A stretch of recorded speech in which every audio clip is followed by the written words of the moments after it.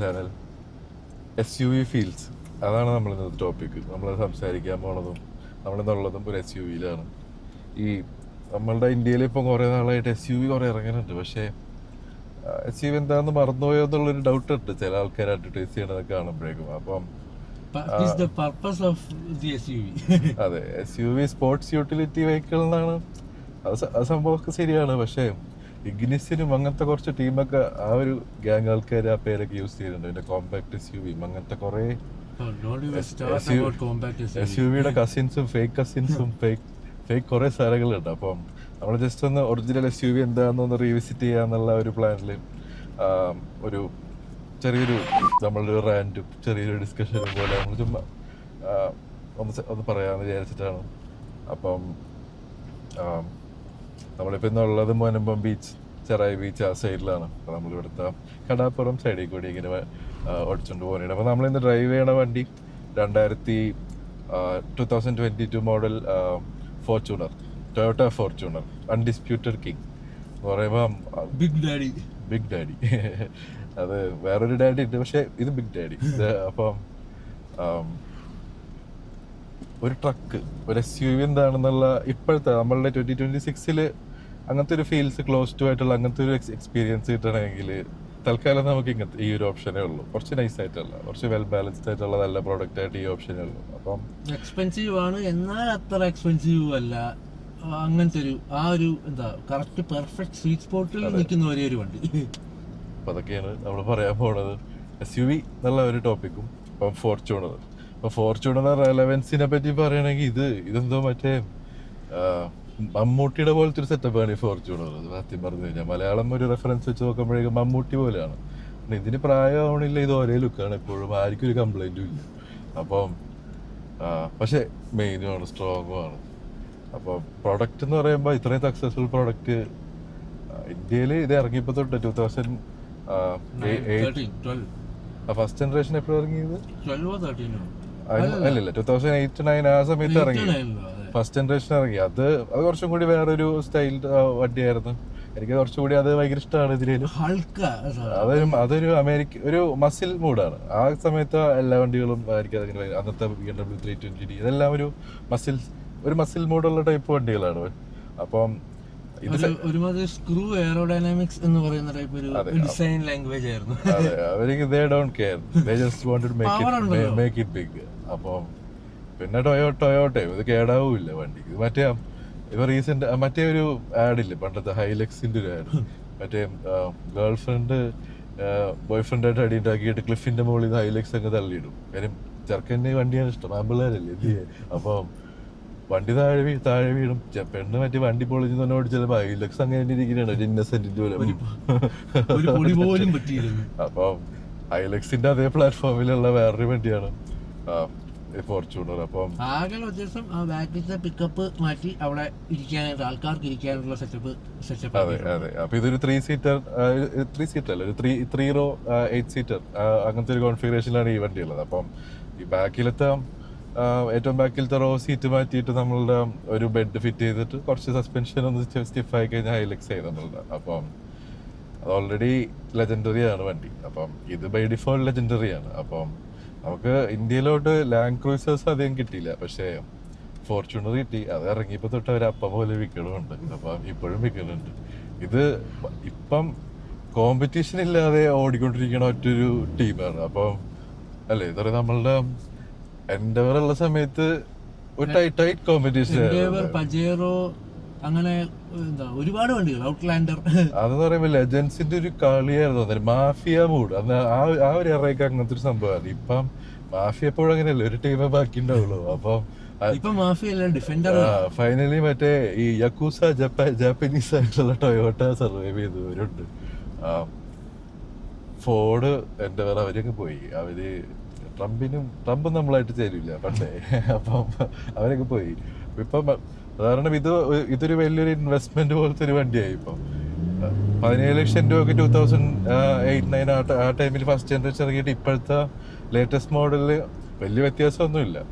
പക്ഷേ top എൻഡിന് 60-65 lakhs വരെ on the road ഉണ്ട്. അപ്പം ഇതേ സെയിം മോഡലിൽ 4 കൊല്ലം മുന്നേ മേടിച്ച ആൾ 20 ലക്ഷം രൂപ കുറഞ്ഞാണ് മേടിച്ചത്. പക്ഷെ ഇപ്പം കൊടുക്കണമെങ്കിൽ 20 ലക്ഷം രൂപ കൂട്ടി കൊടുക്കുക. ഇത് മറ്റേ ഗോൾഡിനേലും അപ്രിസിയേഷൻ വരണ ഒരു ടൈപ്പ് ഒരു കമോഡിറ്റി ആയി ഈ ഒരു വണ്ടി. അപ്പം പിന്നെ ഇതിനൊരു പ്രത്യേകിച്ച് ഒരു ടൈംലെസ് ആയിട്ടുള്ള ഒരു ഡിസൈനും അങ്ങനെയല്ല. ഇതിന് പ്രത്യേകിച്ച് ഒരു ഹേട്രഡും അങ്ങനെയൊന്നുമില്ല. എല്ലാവരും ഫാൻസ്. എനിക്ക് ആകെപ്പാടെ ഈ വണ്ടിയോടുള്ള ഒരേ ഒരു എനിക്ക് യോജിക്കാൻ പറ്റാത്തൊരു സംഭവം, ദുബായിൽ എത്ര 25-20 ലക്ഷത്തിന് വിൽക്കുന്ന വണ്ടിയാണിത്. അതെ, ഇവിടെ നേരെ ട്രിപ്പിൾ പ്രൈസിനാണ് ഇവിടെ സെല് ചെയ്യുന്നത്. അതെനിക്ക് ഒട്ടും, പിന്നെ എല്ലാ വണ്ടികളും ഇന്ത്യൻ ഓവർ പ്രൈസിലാണ്, പക്ഷെ എന്നാലും ഒരു മയം വേണം. ഇന്ത്യക്കാര് വാങ്ങും, നമുക്കൊന്നുമില്ല.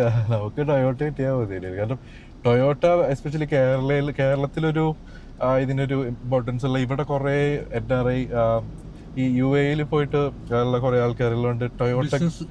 അതെ, അപ്പം ടൊയോട്ട ആൾക്കാരുടെ മൈൻഡിൽ ഒരു റിലയബിലിറ്റി, ഒരു ലോജിറ്റിവിറ്റി, മറ്റേ ഒരു ട്രസ്റ്റ്, കോൺഫിഡൻസ്, മറ്റേ മക്കൾക്ക് കൊടുക്കുക വണ്ടി.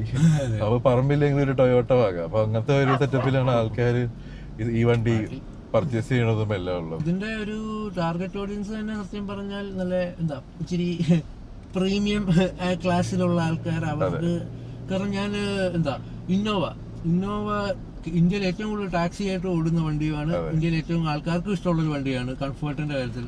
പക്ഷെ ഫോർച്യൂണർ ടാക്സി ആയിട്ട് ഞാൻ അധികം കണ്ടിട്ടില്ല സത്യം പറഞ്ഞാൽ. വളരെ റെയർ ആയിട്ട് ഒന്നോ രണ്ടോ. ഈ ടാക്സിയുടെ വേറൊരു കേസുണ്ട്. ഇപ്പൊ ആൾക്കാർ ഈ ടാക്സി വണ്ടി എന്ന് പറയണത് ഇങ്ങനെ അതൊരു നമ്മളുടെയൊക്കെ ഒരു സൊസൈറ്റിയിൽ അതിങ്ങനെ ഒരു കുറഞ്ഞ ഒരു മൂടാണ്. പക്ഷെ ടാക്സി വണ്ടി എന്ന് പറഞ്ഞാൽ ഏറ്റവും റിലയബിൾ വണ്ടി. ഇത് കേടാവൂല, ഇത് ഇങ്ങനെ എന്തെങ്കിലും നിൽക്കും. മറ്റേ ഇന്നസെന്റിന്റെ അതേ ബോർഡ് പോലത്തെ ഒരു സെറ്റപ്പാണ്. പിന്നെ മമ്മൂട്ടിയുടെ റെഫറൻസ് പറഞ്ഞ പോലെ. അപ്പം ഇതാണ് നമ്മുടെ വണ്ടിയെ പറ്റിയുള്ള ഒരു മൊത്തത്തിലുള്ള ഒരു ഔട്ട്ലുക്ക് നമ്മളിന്ന് ചെയ്യാൻ പോകുന്നത്. അപ്പം നമ്മൾ ഭയങ്കര ടെക്നിക്കലായിട്ടും ഫുൾ ഡീറ്റെയിൽസിലോട്ട് അങ്ങനെ ഡീറ്റെയിൽ ബൈ ഡീറ്റെയിൽ അങ്ങനെ ഇറങ്ങണില്ല. ഇത് എല്ലാവർക്കും അറിയണ വൻ പോപ്പുലർ വണ്ടിയാണ്. ഇതിപ്പോ മമ്മൂട്ടിയുടെ ബയോഗ്രഫി പറയണ പോലെ ഇപ്പൊ കേരളത്തിൽ വന്നിട്ട്. അപ്പം എവരിബഡി നോസ് അബൌട്ട് ഇറ്റ്. അപ്പം നമ്മള് അതിലോട്ട് അത്രയും നമ്മള് ഇപ്പോഴത്തെ ഈ ഒരു വണ്ടിയുടെ 2026 ഇതിന്റെ ഒരു റെലവൻസ്. പിന്നെ ഇതെന്താണ് ഏജ് ആവാത്തത് ഈ വണ്ടിക്ക്? ഇതെന്താണ് ഇപ്പോഴും ആൾക്കാർക്ക് ഇഷ്ടം? ആൾക്കാർ ക്യൂ നിൽക്കണം, ഇത് പൈസ കൂടിയിട്ട് ആൾക്കാർ മേടിക്കണം. അപ്പൊ ഇങ്ങനത്തെ കുറച്ച് കാര്യങ്ങളും കുറച്ച് ഇതിന്റെ ഡീറ്റെയിൽസും അതൊക്കെ നമ്മൾ ഡിസ്കസ് ചെയ്യണത്. അപ്പം പിന്നെ നിങ്ങൾ വേറൊരു കാര്യം ശ്രദ്ധിച്ചിട്ടുണ്ടാവും, ഈ ഫോർമാറ്റ് കണ്ടിട്ട് വീഡിയോന്റെ എവിടെയോ കണ്ടു പറഞ്ഞ പോലെ മറ്റേ ഹൂ ആർ യു ആ ഒരു സാധനത്തില് അത് ഇറ്റ്സ് പർപ്പസ്ഫുള്ളി ഡെലിബറേറ്റ്ലി ഡൺ. അപ്പൊ നമ്മള് ഒപ്പള്ളി നമ്മള് പറയുന്നത് നമ്മള് കോവിഡ് സ്റ്റാർട്ട് ചെയ്തിട്ട് നമ്മള് ടോക്കിംഗ് കാർസ് എന്നുള്ള യൂട്യൂബ് ചാനല് നമ്മളുടെ JD ആൻഡ് വിവേക്ജിയുടെ ഹാർഡ് കോർ ഫാൻസ് ആണ് ചാനലിന്റെ. അപ്പം വേറൊരു കാര്യം എന്ന് പറഞ്ഞാൽ നമ്മള് സെയിം നാട്ടുകാരാണ്. ഇപ്പം വിവേക്ജിക്കുള്ള ആ ഒരു ഏരിയയിലെ തൊട്ടടുത്ത ഇപ്പുറത്ത് ചെറായി ആ ഒരു സൈഡിലാണ് നമ്മളും അങ്ങനെയെല്ലാം ഉള്ളത്. അപ്പം നമ്മൾ ഇവരുടെ ഫാൻസ് ആണ്. പിന്നെ നമുക്ക് ഇങ്ങനത്തെ ആ ഒരു കോൺവെർസേഷണൽ ആ ഒരു സ്റ്റൈല് നമുക്ക് വല്ലാണ്ട് ഇഷ്ടവുമായി. പിന്നെ വേറൊരു കാര്യം എന്ന് പറയുന്നത് നമുക്ക് ഒറ്റയ്ക്ക് പറയാൻ പേടിയാണ്.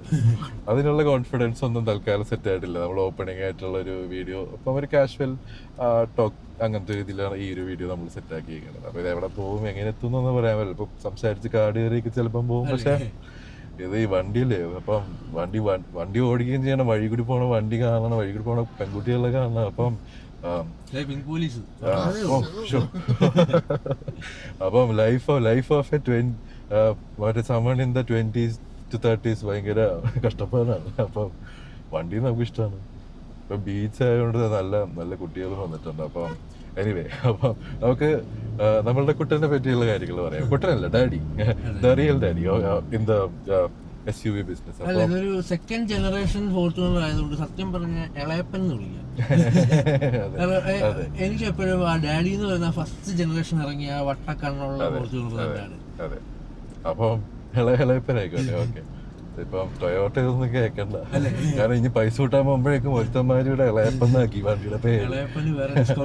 അതെ, അപ്പം ഇനി നമ്മള് ഓടിക്കാനുള്ള ഒരു മൂഡിനെ പറ്റി എന്താന്നുള്ള സംഭവം പറയാം. ഇതിപ്പം എല്ലാരും ഓടിച്ചിട്ടുണ്ടാവില്ല. ഇപ്പൊ ഞാൻ തന്നെ അത്രയും ഓടിച്ചിട്ടില്ല. ഇവനാണ് കൂടുതലും ഈ വണ്ടി ഓടിച്ചിട്ടുള്ളത്. അപ്പം പക്ഷെ എന്നാലും നമ്മൾ SUVs അത്യാവശ്യം കാര്യമായിട്ട് ഓടിച്ചിട്ടുണ്ട്. നമ്മള് ഒരു ജനറേഷനിൽ കൂടി ഉണ്ടായി വന്നതുകൊണ്ട് നമുക്ക് SUVs കുറച്ചുകൂടി റെലവെന്റ് ആയിട്ടുള്ളത് കൂടുതൽ അവൈലബിൾ ആയിട്ടുള്ള സമയത്താണ് നമ്മൾ ഉണ്ടായി വന്നത്. അപ്പം മാത്രമല്ല ഞങ്ങൾ രണ്ടുപേരും ആണെങ്കിൽ തന്നെ ഒരു വീക്ക്ലി അല്ലെങ്കിൽ കൂടിപ്പോയ ഒരു മന്ത്ലി ബേസിസിൽ ഇപ്പൊ മാർക്കറ്റിൽ ഇറങ്ങുന്ന എല്ലാ വണ്ടികളും പോയി ടെസ്റ്റ് ഡ്രൈവ് ചെയ്ത് അതിന്റെ എല്ലാ ഒരു അതെ റാപ്പോ ബിൽഡ് ചെയ്യുന്ന നമ്മ ടെസ്റ്റ് ഡ്രൈവ് ചെയ്യും, നമ്മൾ എടുക്കണമൊന്നുമില്ല.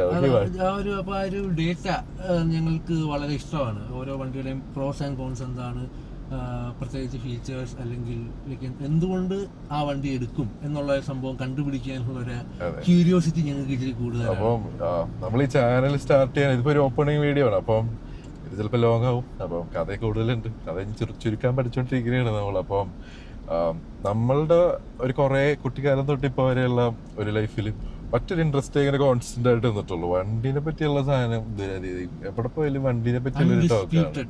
അതെ, വണ്ടിനെ പറ്റി, എഞ്ചിനെ പറ്റി, ടയറിനെ പറ്റി, അലോയിനെ പറ്റി, സൺഫിലിമിനെ പറ്റി, ഇത് തീരൂല, കണ്ടിന്യൂസ് ടോപ്പിക്കാണ്. അപ്പം നമ്മൾ വിചാരിച്ച് ഇത് അങ്ങോട്ട് ഇങ്ങോട്ട് പറഞ്ഞ് കുറച്ച് നമ്മളെ പോലത്തെ ഉള്ള ആൾക്കാരൊക്കെ ഉണ്ടെങ്കിൽ അവർക്കും റിലേറ്റബിൾ ആയിക്കോട്ടെ. പിന്നെ ഈ തലയിലുള്ളതൊക്കെ ഒന്ന് എവിടെയെങ്കിലും ഇറക്കി വെക്കാതെ വിചാരിച്ചിട്ട് ആ ചാനൽ നമ്മൾ സ്റ്റാർട്ട് ചെയ്തത്. പിന്നെ നമ്മൾ അഗൈൻ ടോക്കിംഗ് കാർസിന്റെ ഒരു കാര്യത്തിലാണ് പറഞ്ഞുകൊണ്ടിരുന്നത്. അപ്പൊ അത് നമ്മൾ ഹെവിലി ഇൻസ്പയർഡ് ആണ് അവരുടെ. അപ്പം സ്റ്റിൽ വി മിസ് യു. അപ്പം any time plan to come back. അപ്പം ഞങ്ങള് മറ്റേ ഈ ഓൾട്ടർനേറ്റീവ് യൂണിവേഴ്സിലെ ആൾക്കാരാന്ന് വിചാരിച്ചാൽ മതി. നമ്മളെന്തായാലും നമ്മളുടെ ഒരു ലെവലിൽ ഇത് പയ്യനും സെറ്റ് വരുന്നുള്ളൂ. അപ്പം നമുക്ക് ഇനി വണ്ടീനെ പറ്റിയുള്ള ഒരു കാര്യം പറയാം. അപ്പൊ നമുക്ക് ഡ്രൈവ് ഫീൽ ഒരു എൻജിൻ ഓടിക്കാൻ എങ്ങനെയുണ്ട് എന്ന് പറയുമ്പോ കാലം കൊടുക്കണേണ്. അപ്പൊ തന്നെ ടൊയോട്ടയുടെ ഒരു അവസ്ഥ. ഇനിയിപ്പം വണ്ടി വിചാരിക്കുന്ന മറ്റു സാധനമായിരിക്കും. ഇവന്റെ മോന്റെ ഇതേ ചവിട്ടും ഞാൻ കൊള്ളണമല്ല എന്നുള്ള അതേ മൂഡിൽ പോണ ഒരു സംഭവമാണ്. അപ്പം ഇതില് നമ്മളിപ്പം ഓടിക്കണത് ഇപ്പൊ നമ്മള് ഡീസലാണ്. ഇപ്പം ഇന്ത്യയിലെ കൂടുതലും ടൊയോട്ട എപ്പോഴും സെല് ചെയ്യണത് ഡീസൽ വണ്ടികളാണ്. ഇതിപ്പോ മറ്റേ ബിഗ് ഡിസ്പ്ലേസ്മെന്റ് ഡീസൽ എഞ്ചിൻസ് ആണ് ഇതിൽ വരുന്നത്. അപ്പൊ ഇതിൽ 2.8 ലിറ്റർ 4 സിലിണ്ടർ വരുന്നത്, ടർബോ ഡീസൽ. അപ്പം നമ്മളിന്ന് ഓടിക്കുന്നത് automatic version, 6 speed torque converter ആണ് ഇതിലുള്ളത്. അപ്പം ഒരു ട്രക്ക് മോഡും SUVയും അതിന്റെ ഫുൾ എസെൻസ് വണ്ടിയിലും ഉണ്ടെങ്കിലും നമുക്ക് വലിയ വണ്ടി ഓടിക്കണതിന്റെ ആ ഒരു ഭയങ്കര ഡ്രൈവർ ഫ്രണ്ട്ലി ആയിട്ടുള്ള കഷ്ടപ്പാടില്ല. നല്ല സ്മൂത്ത് വണ്ടി, ക്ലീൻ സാധനം. ഒലച്ചിലൊക്കെ ഈ ഇതിന്റെ ഒരു SUVയുടെ ഒരു മെയിൻ അട്രിബ്യൂട്ട് എന്ന് പറയുമ്പോൾ ബോഡി ഓൺ ഫ്രെയിം. അതാണ് നമ്മൾ ഉദ്ദേശിക്കുന്നത്. അപ്പം ഫ്രെയിം വേറെ അതിന്റെ മുകളിൽ കൊണ്ട് ബോഡി വെക്കും. അപ്പം അതാണ് റിജിഡിറ്റി. എല്ലാ ഒരു ഡ്യൂറബിൾ വണ്ടിയുടെയും ഒരു കോൺഫിഗറേഷൻ അതായിരുന്നു. അപ്പം പിന്നെ അതൊരു എക്സ്പെൻസീവ് ആയിട്ടുള്ള ഒരു സെറ്റപ്പുമാണ്. അപ്പം ഇപ്പോഴുള്ള വണ്ടികൾ കുറെ ആൾക്കാർ നൈസായിട്ട് ഇങ്ങനെ മോണോക്കൊക്കെ ഇറക്കിയിട്ട് നമ്മള് SUV ആണ് എന്നൊക്കെ പറയുന്നുണ്ട്. പക്ഷെ കുഴപ്പമില്ല. അപ്പൊ നമ്മള് വീണ്ടും അതുകൊണ്ട് ആ ഒരു ഫാക്ട് ചെക്ക് ചെയ്യാനും വാലിഡേറ്റ് ചെയ്യാനാണ് ഈ വണ്ടിയായിട്ട് നമുക്ക് ഇറങ്ങിയത്. അപ്പം വണ്ടി ഓടിക്കാൻ ഒരു രക്ഷയില്ല. തിയറിറ്റിക്കലിയും ഇതൊരു SUV ആണ്. നമ്മൾ പ്രാക്ടിക്കലി ഇത് ഓടിക്കുമ്പോഴും ഇതൊരു SUVയുടെ ക്യാരക്ടറാണ് കാണിക്കുന്നത്. ഇത് ഓടിച്ചിട്ട് പോയിട്ട് ഒരു ക്രെറ്റയൊക്കെ ഓടിച്ചാൽ നമ്മൾ പെട്ടെന്ന് വിചാരിക്കും അത് സാൻഡ്രോ എന്ന് വിചാരിക്കും. അത് പിന്നെ ഫ്രണ്ട് വീൽ ഡ്രൈവ് ആയതിന്റെ ഒരു വ്യത്യാസം ഉണ്ടാവും ഉറപ്പായിട്ടും. പിന്നെ ഈ ബോഡി ഓൺ ഫ്രെയിമിന്റെ മെയിൻ സംഭവം അല്ലെങ്കിൽ SUVയുടെ മെയിൻ സംഭവം ബോഡി ഓൺ ഫ്രെയിം അല്ലാതെ സ്റ്റാൻഡ്സ്, ഇതിന്റെ ഒരു ഭീകരത. ഇതിന്റെ ഉള്ളിലിരിക്കുമ്പം അത്രയും ഒരു സൈസ് മനസ്സിലാവില്ല. പക്ഷെ ഇത് ഈ വഴി കൂടി വന്നത് കാണുമ്പോഴും നമ്മൾ വേറൊരു വണ്ടിക്ക് സൈഡ് കൊടുക്കാൻ നോക്കുന്നത്. ഇപ്പൊ ഒരു ഓട്ടോനും 2-3 വണ്ടിക്ക് ബീച്ച് റോഡിൽ നമ്മള് വലിയ വണ്ടിയായിട്ട് ഇറങ്ങിയിരിക്കുന്നത്. അപ്പം സൈഡ് എടുക്കുമ്പോഴൊക്കെ നമുക്ക് മനസ്സിലായിട്ട് ഒരു ഭീകരത. പിന്നെ ആൾക്കാർക്ക് സൈഡ് തരാനൊരു സന്തോഷമൊക്കെ ഉണ്ട്. നമുക്ക് അതെ. അപ്പം വണ്ടിയുടെ ഇതൊക്കെ അപ്പം ഇങ്ങനത്തെ ഒരു ഇമോഷണൽ കണക്ട് നമുക്ക് വണ്ടി തരും. അങ്ങനത്തെ ഒരു ഇപ്പോഴത്തെ വണ്ടികൾക്ക് കൂടുതൽ ഇല്ലാത്തൊരു സംഭവം അത് തന്നെയാണ്. നമ്മളിപ്പം ഞാനും ഈ ടെസ്റ്റ് ഡ്രൈവ് ചെയ്ത് ഇപ്പൊ മറ്റേ ഡിപ്രസ്ഡ് ആയിക്കൊണ്ടേ ഇരിക്കണോ ഓരോരോ വണ്ടി. പുതിയ ഒരു ന്യൂ ഇയർ വരുമ്പം പുതിയ വണ്ടികൾ, പുതിയ എഡിഷൻസ് ഓഫ് ആ പഴയ വണ്ടികൾ തന്നെ നമ്മൾ ഡിസപ്പോയിന്റ് ചെയ്യുക. ആകെപ്പാടെ സത്യം പറയാൻ എനിക്ക് കഴിഞ്ഞ കുറച്ച് നാളിൽ ടെസ്റ്റ് ഡ്രൈവ് ചെയ്തതിൽ ആകെപ്പാടെ ഇഷ്ടപ്പെട്ടത് സ്കോർപിയോ N മാത്രം. ഇനിയിപ്പോ നമ്മള് കോൺസ് പറയുമ്പോഴേക്കും അത് ഡാഡി ഇഷ്യൂസ്. അപ്പം സ്കോർപിയോ ഇപ്പം ഇതിന്റെ ഈ ഒരു നമ്മളിപ്പോ അങ്ങനെ സ്കോർപിയോ പറഞ്ഞ സ്ഥിതിക്ക് ഇപ്പം ഇതിന്റെ ഒരു അടുത്തായിട്ടുള്ള ഒരു ക്ലോസ് ടു ആയിട്ടുള്ള കൺസിഡർ ചെയ്യാൻ പറ്റിയ ഒരാള് അതായത് സെയിം സെഗ്മെന്റ് അല്ല, ഒരു ഉദ്ദേശിച്ച സെയിം സെഗ്മെന്റ് ആണ്. പക്ഷെ എന്നാലും ക്യാരക്ടർ ഡിഫറെന്റ് ആയിരുന്നു. ഒരു ബോഡി ഓൺ ഫ്രെയിം, ഒരു റിയർ വീൽ ഡ്രൈവ് വേറൊരു വണ്ടി ഉള്ളത്, പിന്നെ നമുക്ക് കുറച്ച് അവൈലബിൾ ആയിട്ടുള്ളത് നമ്മളുടെ സ്കോർപിയോ തന്നെയാണ്, മഹീന്ദ്രയുടെ. വണ്ടി അടിപൊളി വണ്ടിയാണ്. അതിനെപ്പറ്റി അത് നമുക്ക് വേറൊരു വീഡിയോയിൽ അതിനെപ്പറ്റി പറയാം. അത് വേറെ അതും എനിക്ക് ഭയങ്കര ഇഷ്ടമുള്ള വണ്ടിയാണ്. അപ്പം ഒരു വീഡിയോ തന്നെ ചെയ്യണം. അതെ. അപ്പം ഫോർച്യൂണറിന്റെ നമ്മളിപ്പോ ഒരു എഞ്ചിനും നമ്മളിപ്പം ഓടിച്ചോണ്ടിരിക്കണ ഇപ്പൊ പറഞ്ഞ പോലെ ടർബോ ഡീസൽ ഓട്ടോമാറ്റിക് ആണ്. അപ്പം ഇതാണ് ഒരു ബെസ്റ്റ് കോമ്പിനേഷൻ ടു ഗെറ്റ്. ഇത് 4 വീൽ ഡ്രൈവ് പോലും അല്ല, ഇത് 4x2 നമ്മള് നോർമൽ റിയർ വീൽ ഡ്രൈവ് ആണ്. പക്ഷേ you don't feel like getting the 4x4. അതാണ് ഇതിന്റെ കൂടുതലും ഇതിന്റെ കസ്റ്റമേഴ്സും ഓണേഴ്സും ഇവരിങ്ങനെ ഓഫ് റോഡ് കൊണ്ടുപോകണ അങ്ങനത്തെ ടൈപ്പ് ആൾക്കാർ. ഫസ്റ്റ് ജനറേഷന്റെ അങ്ങനെയായിരുന്നു. ഫസ്റ്റ് ജനറേഷൻ കൂടെ ഒരു എന്താ, അല്ലെങ്കിൽ അവർക്ക് ഇത് ചാടിക്കണം എന്നുള്ളൊരു ആ ഒരു മൂടുള്ള ആൾക്കാർ തന്നെയായിരുന്നു. ഫസ്റ്റ് ജനറേഷൻ ഈ മറ്റേ ചാടിയൊക്കെ തന്നെയാണ്, ജീപ്പൊക്കെ അങ്ങനത്തെ വീഡിയോ ഒക്കെ ആണ്. പക്ഷെ ഇത് കുറച്ചും കൂടി പൈസ കൂടിയല്ല, ഇത് കുറച്ചും കൂടെ പ്രീമിയം ലക്ഷറി SUV ആ ഒരു കാറ്റഗറിയിലേക്ക് നമ്മൾ പോലും അറിയാതെ എന്താ പ്രൊമോട്ടഡ് ആയി.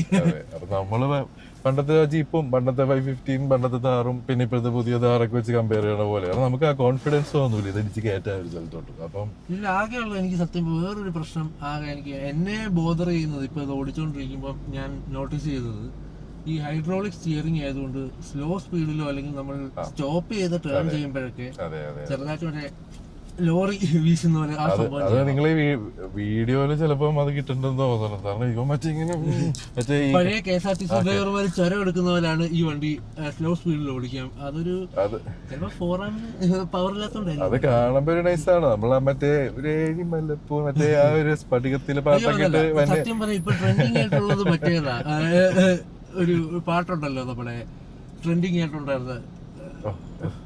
അയ്യോ ട്രെൻഡിങ് വേണ്ട,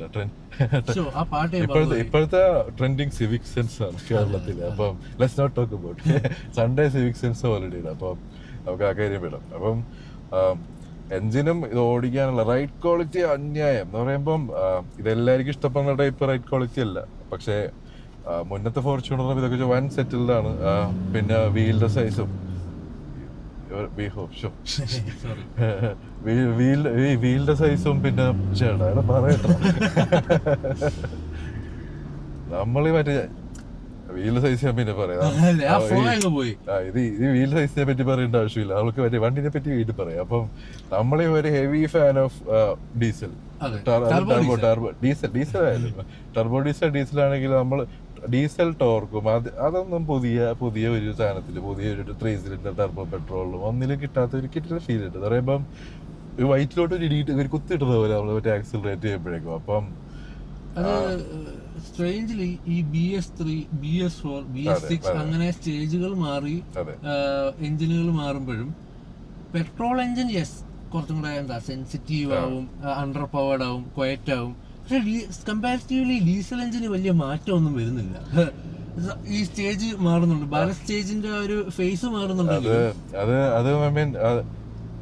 good side and bad side അതിൽ പറയുമ്പോൾ ഗുഡ് സൈഡ് എന്ന് പറയുമ്പോൾ the essence is still there. Bad side എന്ന് പറയുമ്പോൾ they are not developing it because they are trying to take it off from the market. ഇത് ഒരു dying breed ആണ് ഈ സംഭവം. ഈ ഡീസൽ എഞ്ചിൻസിന്റെ പരിപാടി, ബിഗ് ഡിസ്പ്ലേസ്മെന്റ് ഡീസൽ എഞ്ചിൻസിന്റെ പരിപാടി ഏകദേശം തീരാറായി.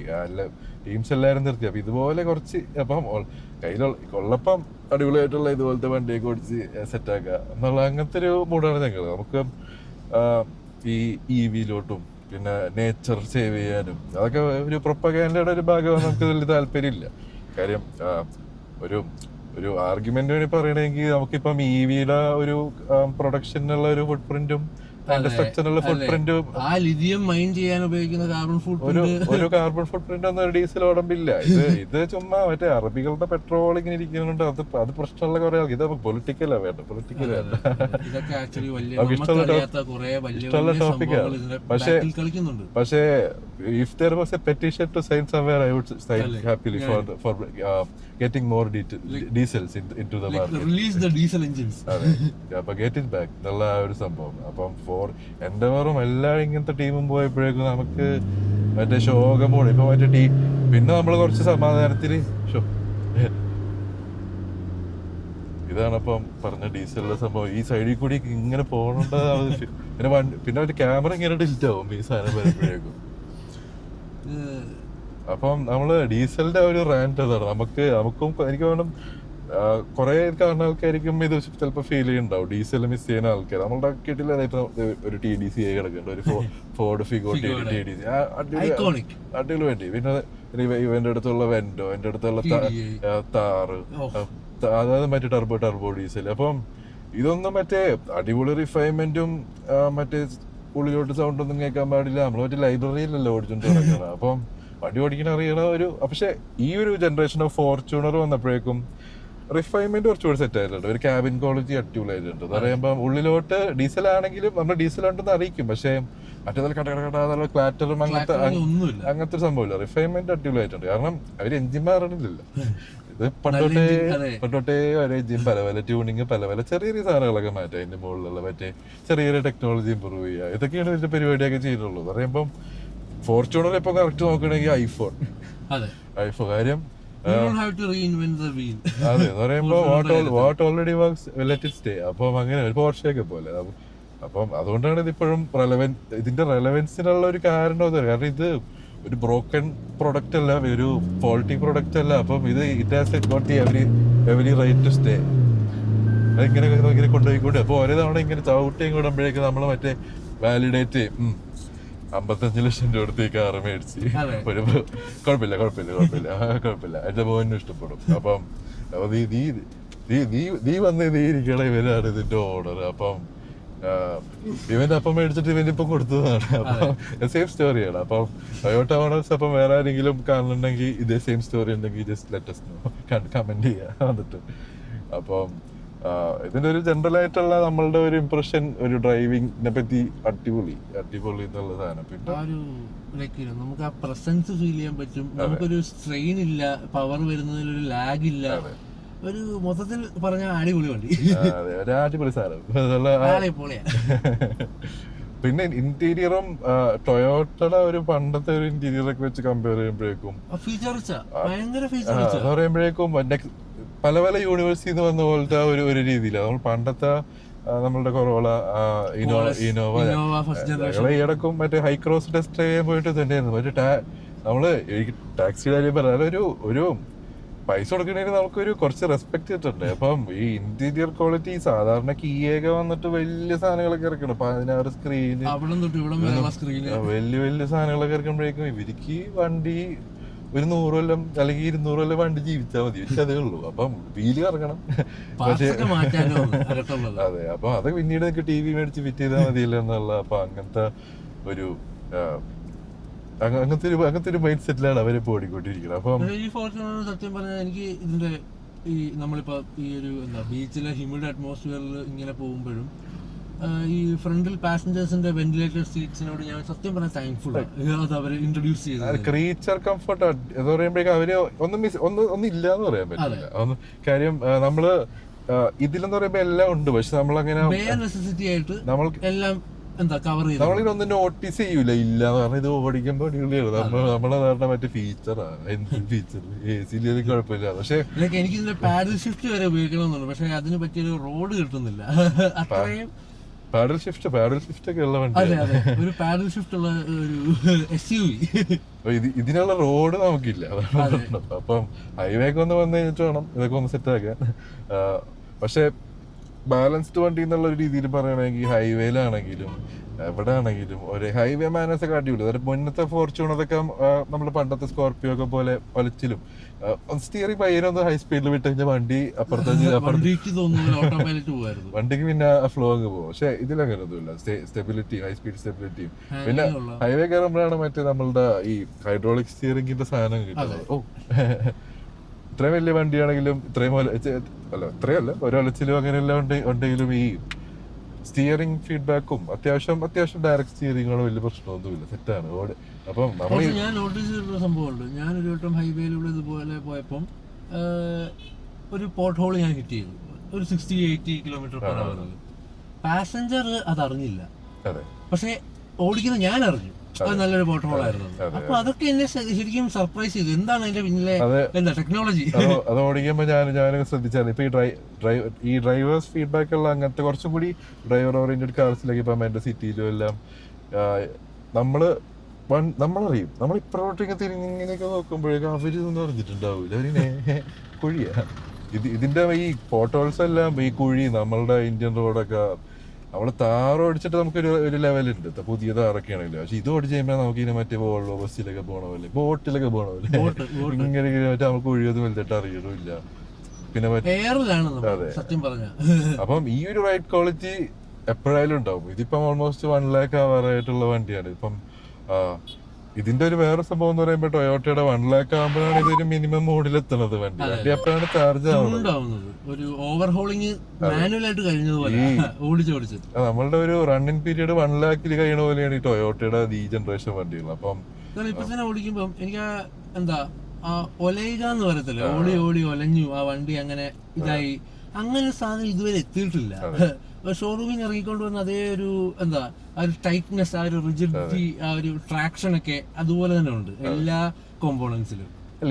ഇവരൊന്നും മറ്റേ ഇങ്ങനെ ഇപ്പോഴത്തെ നമ്മളുടെ ഒരു പുതിയ പ്രൊഡക്ട്സിന്റെ അല്ല. ഇപ്പം കീയും നമ്മളുടെ അങ്ങനെ കുറെ ഇപ്പോഴത്തെ മാർക്കറ്റിൽ എല്ലാം വേണ്ടി ഇപ്പൊ ടാറ്റയുടെ പുതിയ മോഡൽസ് എല്ലാം അവര് ഒരു 3-4 സ്ക്രീൻ അങ്ങ് വെക്കും. എന്നിട്ട് സ്ക്രീനിൽ കിട്ടുന്ന ആനിമേഷനും എല്ലാം ക്ലിക്ക് ബൈറ്റ്, റേജ് ബൈറ്റ് ചെയ്യണ പോലെയാണ് അവന്മാര്. അപ്പൊ നമ്മള് ബാക്കിയുള്ള വണ്ടിനെ പറ്റി ഒന്നും ശ്രദ്ധിക്കില്ല. വണ്ടി ഓടിക്കാൻ ഷോ ആണ് കുഴപ്പമില്ല, കാരണം നല്ല വീഡിയോ പ്ലേ ചെയ്യുന്നുണ്ട്. അപ്പം ഇതിലെന്ന് പറയുമ്പോ അവരൊന്ന് ഷോ ചെയ്യാൻ എല്ലാം ഉള്ളിലാണ്, എല്ലാം ഉള്ളിലാണ്, അടിയിലാണ്. അതെ, എല്ലാം മനസ്സിന്റെ ഉള്ളിലാണ്. അങ്ങനത്തെ ഒരു മോഡിലാണ്. അപ്പം അത് അപ്രിഷിയേറ്റ് ചെയ്യേണ്ട ഒരു സെറ്റപ്പാണ് അത്. എനിക്ക് നമ്മള് മറ്റേ ചാനലിന്റെ മറ്റേ ഇൻട്രോയിൽ ഇപ്പൊ നമ്മൾ ഈ സ്ക്രീനിനോടൊക്കെ ഭയങ്കര എതിരാണ് എന്ന് പറയുമ്പം കാര്യം. ഞങ്ങള് മറ്റേ ഈ ടച്ച് ഇല്ലാത്ത ഫോണും പിന്നെ ലാൻഡ് ലൈനിന്റെ ജനറേഷനിൽ നിന്ന് തുടങ്ങിക്കൊണ്ട് നമുക്ക് ടെക്നോളജി നമ്മളതിൽ പെട്ടുപോയി. എന്തായാലും അതിൽ നിന്ന് മാറാൻ പറ്റില്ല. ഈ ഫോണും സ്ക്രീനും അതൊക്കെ ഈ ഫോണിന്റെ സ്ക്രീനിന്റെ ഈ സ്ക്രീൻ ടൈം ഒക്കെ കുറയ്ക്കാൻ നമ്മൾ വണ്ടി എടുത്ത് പൊളിക്കാൻ ഇറങ്ങുന്നത്. അപ്പോഴേക്കും കുറെ സ്ക്രീനൊക്കെ അവിടെ സ്ക്രീനാ. പക്ഷെ ഒരു ഡയലോഗ് തന്നെ ഉണ്ട്, ഒരു പഴഞ്ചൊല്ലുണ്ട് അതിന്. പട പേടിച്ച് പന്തളത്ത് പോയപ്പം അവിടെ പന്തം കൊളുത്തി പട. അപ്പം ഇതിലെന്ന് പറയാൻ നമുക്ക് ആവശ്യമുള്ള സ്വിച്ച് ഗിയറും വോളിയം നോബും എല്ലാ AC യുടെ കൺട്രോളും എല്ലാ സാധനങ്ങളും ഇതിലുണ്ട്. അപ്പം ഇത് മതി നമുക്ക് മറ്റേ വണ്ടി ഓടിക്കാനുള്ള ഒരു സംഭവമാണ്. അല്ലാതെ നമുക്കൊരു ആർക്കേഡ് പോലെ സെറ്റ് ആക്കാനുള്ളത്. അപ്പൊ നമ്മള് അത് ജസ്റ്റ് ഒന്ന് നമ്മളൊരു വിഷമം പറഞ്ഞു എന്നുള്ളൂ.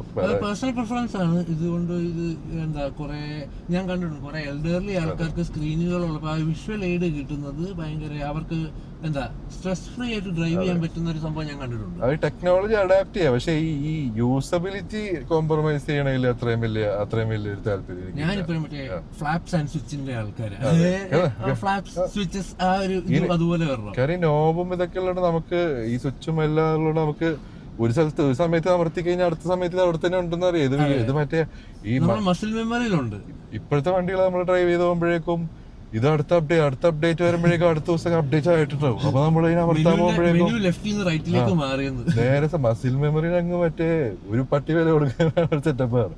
അപ്പം ഈ ഒരു വണ്ടിയുടെ റൈറ്റ് ബാലൻസ് എന്ന് പറയുമ്പം ഇപ്പോഴും കറക്റ്റ് ആയിട്ടുള്ള ഒരു perfect product in the right point of time എന്ന് പറയുമ്പോൾ ഇതൊക്കെ കാണുമ്പോൾ നമുക്കൊരു സമാധാനം, ഭാഗ്യം. ഈ കാലഘട്ടത്തിൽ ജീവിക്കാൻ പറ്റിയല്ലോ എന്നുള്ളത്. ഇനിയിപ്പം എങ്ങോട്ട് പോകും? ഇനി ഇലക്ട്രിക് വരും, അത് വരും, ഹൈഡ്രജൻ വരും.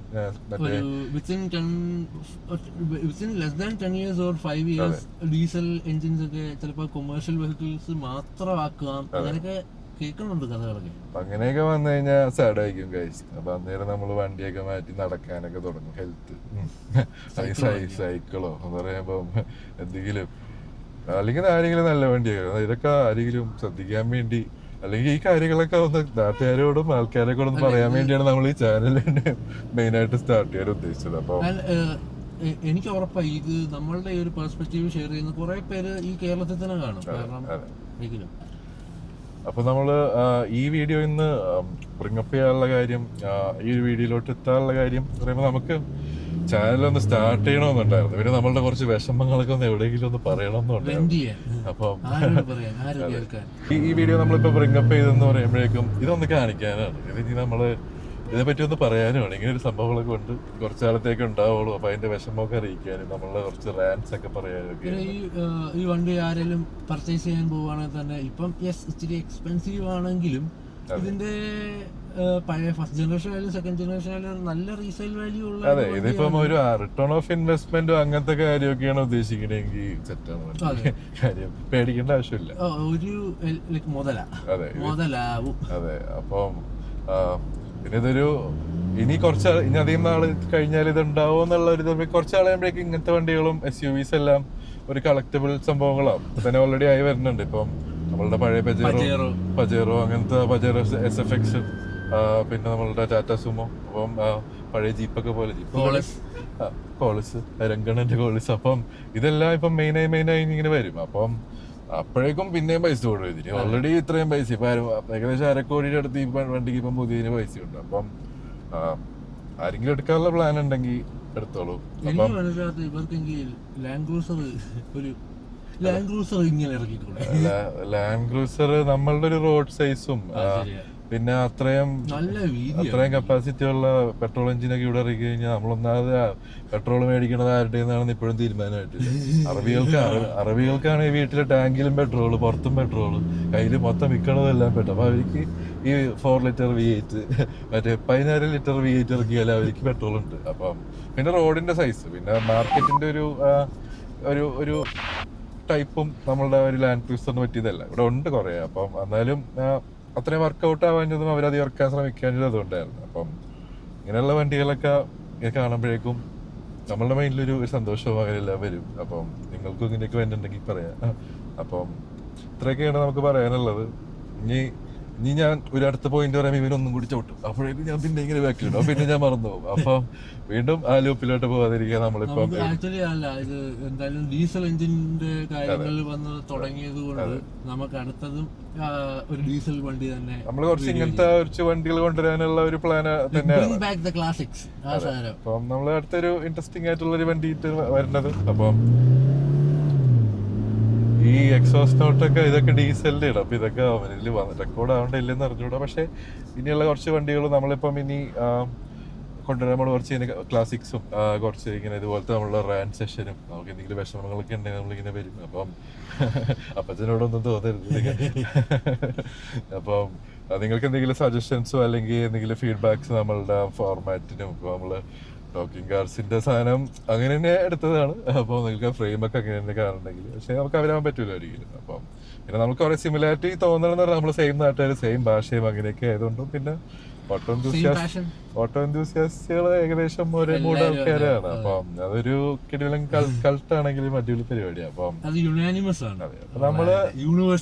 നമ്മള് just we are trying to share POV from our generation. അപ്പം അത് നമ്മൾ ഉദ്ദേശിക്കുന്നത്. അപ്പം ഇത്രയൊക്കെ ഉള്ളൂ. അധികം ഇപ്പൊ തന്നെ വലുതായി. അപ്പൊ ഇനി അധികം ഇനിയും വലിച്ചിട്ടുള്ള ഇത് ചെറുതാക്കാൻ പഠിച്ചുകൊണ്ടിരിക്കുകയാണ് നമ്മള്. അപ്പം see you in the next video. Thanks for watching. Ciao.